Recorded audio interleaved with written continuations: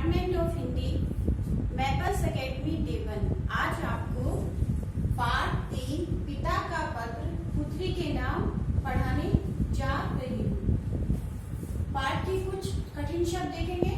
वीरांगनाएं, वीर स्त्रियां, समक्ष, सामने, कार्यान्वित, कार्य रूप में साकार करना, नेतृत्व, मार्गदर्शन, भाग्यशालिनी, किस्मत वाली।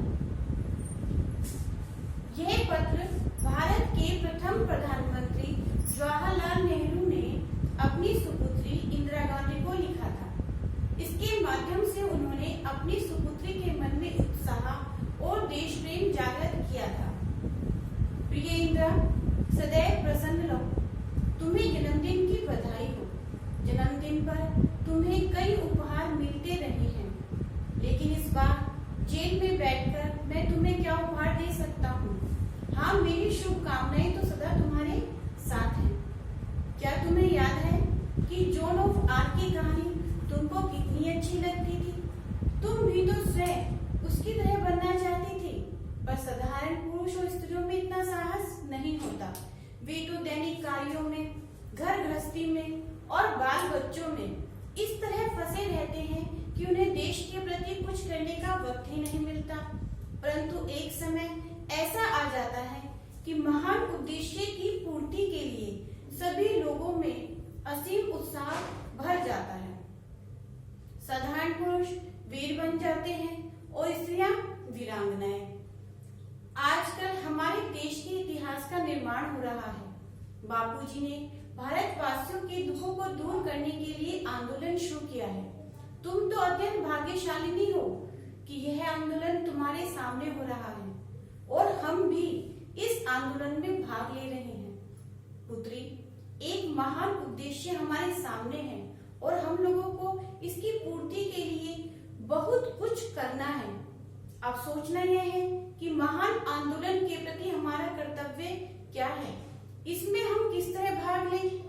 इस समय प्रत्येक नागरिक को राष्ट्र हित के कार्यों में अधिक से अधिक योगदान देना चाहिए, लेकिन किसी भी योजना को कार्यान्वित करने से पहले हमें अच्छी तरह सोच विचार अवश्य कर लेना होगा कि उससे हमारे देश को कोई हानि न पहुंचे।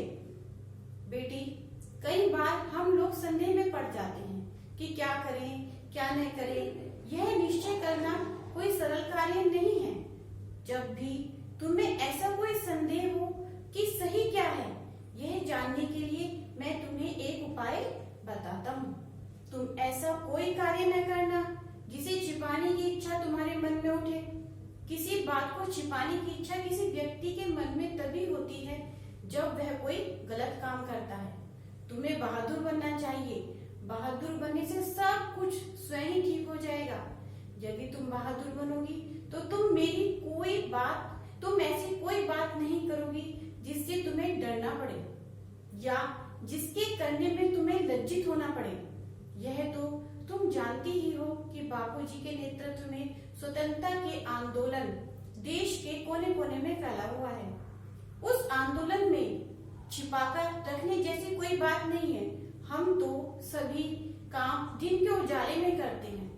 अच्छा बेटी, अब विदा। भारत की सेवा के लिए एक मन, एक प्रण, एक विचार होकर तत्पर हो जाओ। तुम बहादुर सिपाही बनो, यही मेरी शुभकामनाएं हैं। तुम्हारा पिता जवाहरलाल। यह पत्र हमें यह संदेश देता है कि सत्य निष्ठा से किया गया कार्य कभी असफल नहीं होता। धन्यवाद।